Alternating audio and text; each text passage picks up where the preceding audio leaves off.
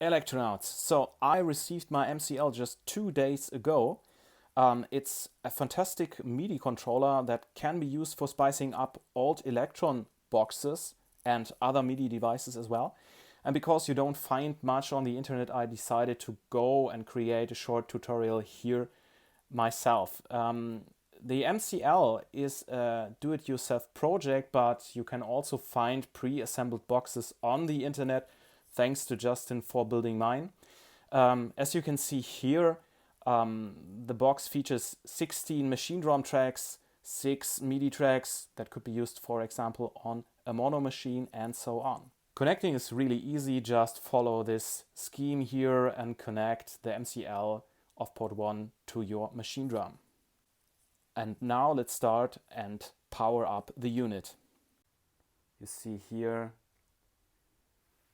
booted immediately. So now press yes and no to enter the main menu. Here we now can create a new project, use encoder number 2 to scroll along, press yes.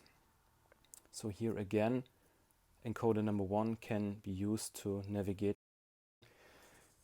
Deletion could be done by just pressing here the second function. Pressing page gives you access to the alphabet, and here, for sake of simplicity, we're just calling this project here project number 1. Press yes, and you can see that the project is created immediately. So while having a look at the screen, don't worry, the flickering you can see here in the movie is an artifact resulted from filming with my iPhone. In reality, it's a super crisp OLED display showing no flickering here at all. So you can see the new project is created. Next step to be done now is to power on the machine drum, booting up, and you will see in a second that now peering between the MCL and the machine drum takes place. And while operating on the latest firmware here on the machine drum, it's X05, the beauty in this approach is that it enables a seamless interaction between the MCL and the machine drum.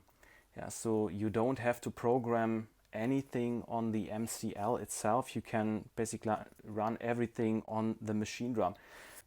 So now, after everything is hooked up here properly, let's start and make a beat. So as you can hear, this pattern is completely empty. While hitting the record button, this leads you directly to the grid mode, and now you can start to place steps as seen here. Now we can hold the trig and you can place your parameter locks as usual and as known before.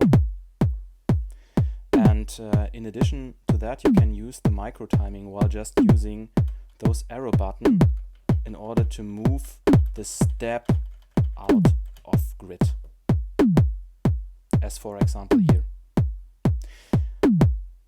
Conditional trigs can be added by holding the trig by using the up button, and L number 2 means that this step is played in every second run.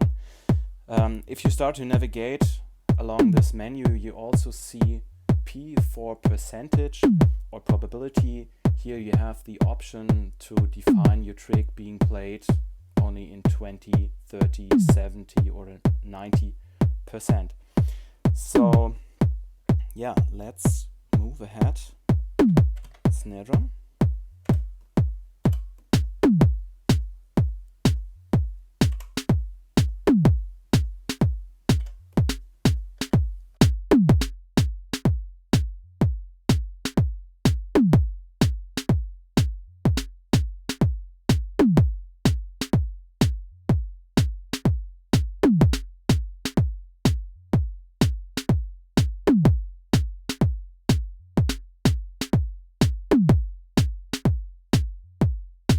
also an interesting option is the length per track. Maybe let's choose a hi-hat here.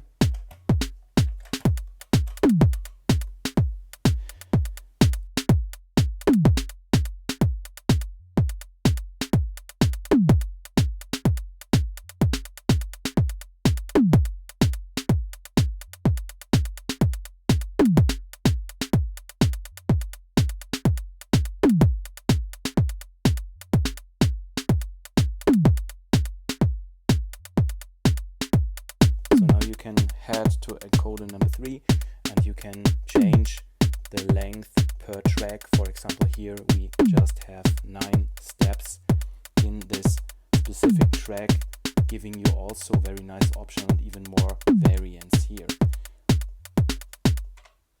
So thanks a lot for tuning in. Please let me know if those short tutorials are useful for you, and see you then.